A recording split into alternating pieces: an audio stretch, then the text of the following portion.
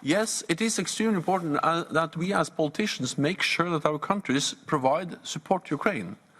And not only provide support to Ukraine, but provide substantial support to Ukraine for a long time. And that will have a price.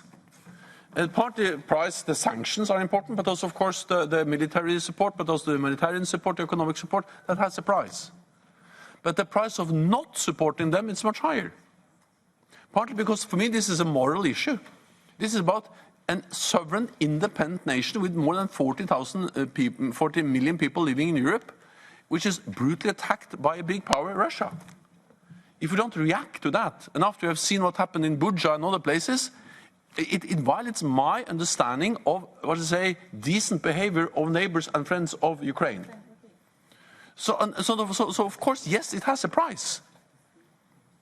But not to act and just let that brutality continue and let that brutality of Russia be awarded is for me a higher price. Second, it is in our interest to help Ukraine. Because you have to understand that if Ukraine loses this, that's a danger for us. That will make Europe even more vulnerable for Russian aggression.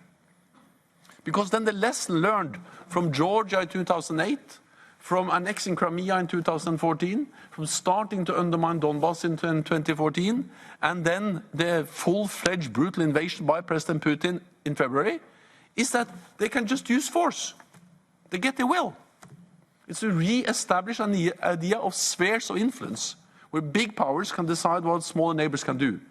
And that will make all of us more vulnerable. So even if you don't care about the moral aspect of this, supporting the people of Ukraine, you should care about your own security interest. So therefore you have to pay. Pay for the support, pay for the humanitarian aid, pay the consequences of the economic sanctions, because the alternative is to pay a much higher price later on. And then remember one thing, yes, we pay a price, but the price we pay as the European Union, as NATO, is a price we can measure in currency, in money.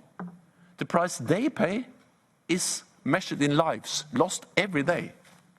So we should just stop complaining and step up and provide support, full stop.